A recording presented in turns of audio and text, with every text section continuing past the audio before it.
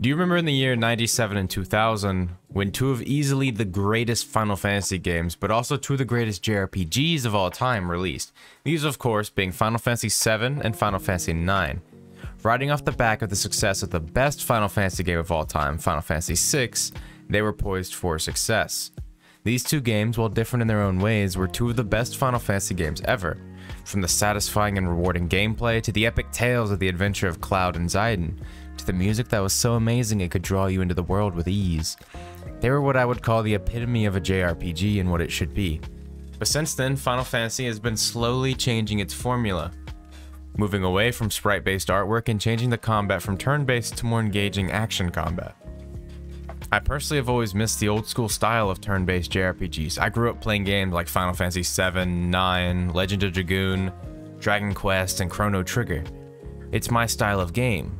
So when each and every Final Fantasy since 10 has been slowly moving away from that, I've missed it. Welcome, gaming gurus, back to my channel. You find yourself here once again seeking entertainment, controversial opinions, and good times. In today's episode, we'll be covering one of the best JRPGs I've played in recent years. This game is true to its ancestors and is called Octopath Traveler. In 2018, this cute-looking game, Octopath Traveler, came out. It seemed to have everything I liked: an interesting story, or 8 of them in this case, turn-based combat, character jobs, absolutely banger music, and sprite-based artwork. I fell in love. And then my love was rudely taken away from me as it was released exclusively on the Nintendo Switch. And at the time, my broke ass didn't have a Nintendo Switch. Actually, I still don't, but I have a Mini. So I wallowed in my own self-pity and all but accepted I would never get to play this amazing sounding game.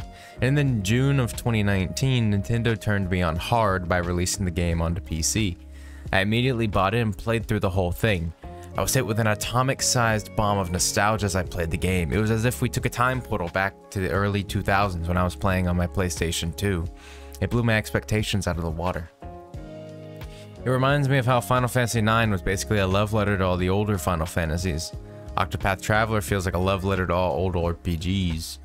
Everything from the setting, to the music, to the jobs, to the interesting character stories, each on their own journey, but all ending up in the same place. It's a truly beautiful game, deserving of all the praise it has gotten, and I'm not afraid to praise it more here. The gameplay feels familiar, but different enough to make it interesting.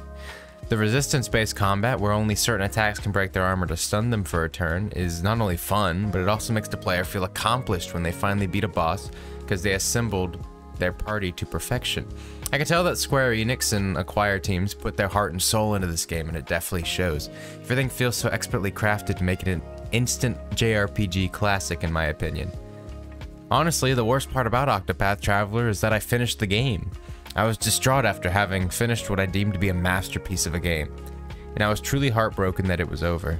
I went back to wallowing in my self-pity, also known as playing Final Fantasy VII, 9, and 10 again. We don't talk about 8 here.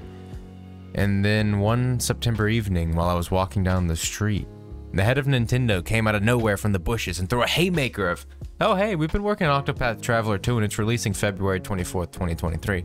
And I was like, ouch! Stop hiding in bushes! But also, fuck yeah! Let's get back into Octopath Traveler again.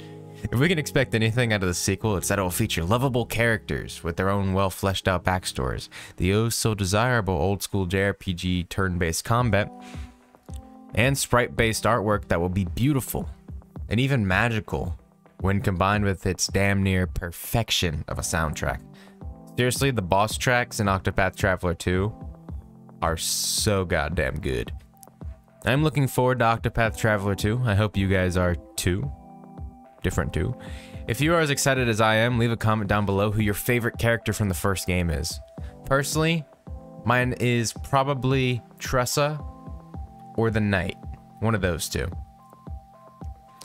If you like this video and want to help support a small content creator, keep making awesome videos, please consider subscribing. Or I have a Patreon down below where you can more directly support me if you so wish. As always, thanks for watching, Gaming Gurus. Have a good one.